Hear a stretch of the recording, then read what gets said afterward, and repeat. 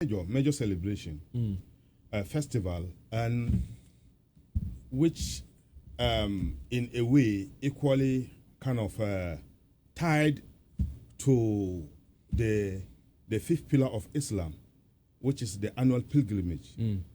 And the story of it whole more of like tells you about more of like the fulfillment of Prophet Abraham's prayer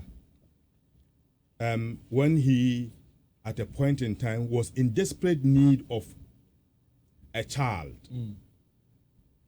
at his growing age. At a point in time, Abraham, I think he might have reached getting to becoming an octogenarian, but was not having a child, and was craving, and his wife the same, was craving for a child. Along the line, he prayed and prayed. God answered his prayer and gave him only one child at that time. I think the background of the child may lend to different variation when you put it in Islamic and Christian tradition. For Muslim, it was Ismail, and for Christian, it might be a different person. Ishmael. Okay.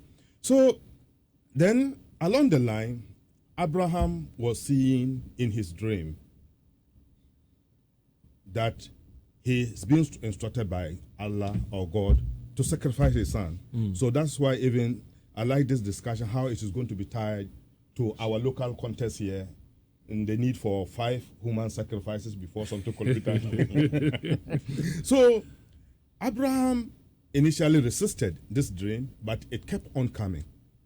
So one time he called his beloved son, the only son who was with him at that time, and told him that, Ya bunayya, inni ara fi manami anni azbahuka. The one he was supposed to sacrifice. Yes, that is Isaac. No, Ismail rather. So that's why I say that. So it depends, yes. But we're talking about Muslim here. Yeah. So that I've been having a dream that I'm being instructed by my God to sacrifice you. And the son immediately replied with obedience. Oh, my dad, just fulfill your dream and your wish. And they set a time and a day where this sacrifice was going to be taking place.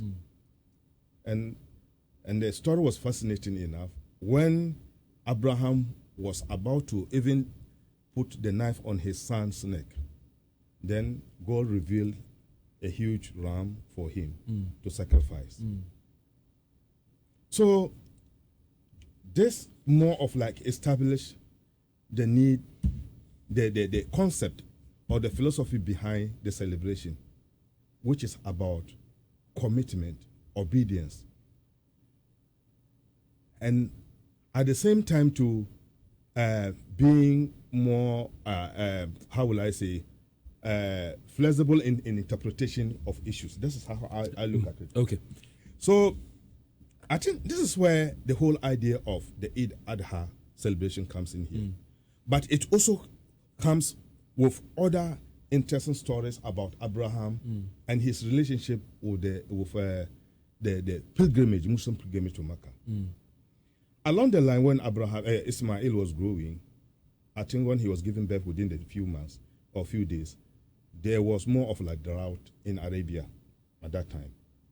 And in fact, Ibrahim has left the son and the mother together and went out.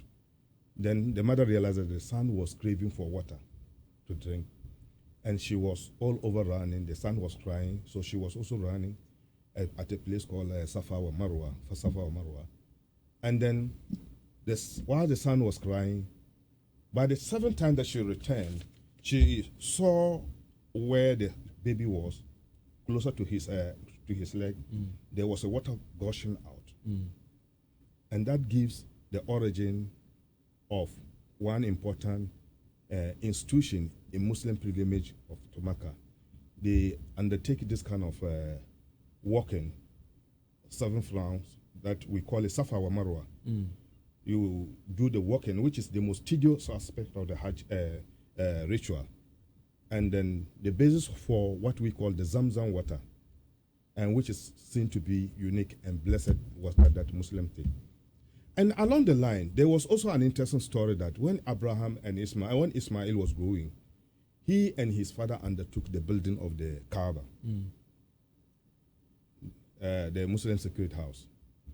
And they all extended their hand to pray deeply to God that they should make this particular place, God should make this particular place unique to humanity in general, that all over the world people should come in and pray and seek prayers.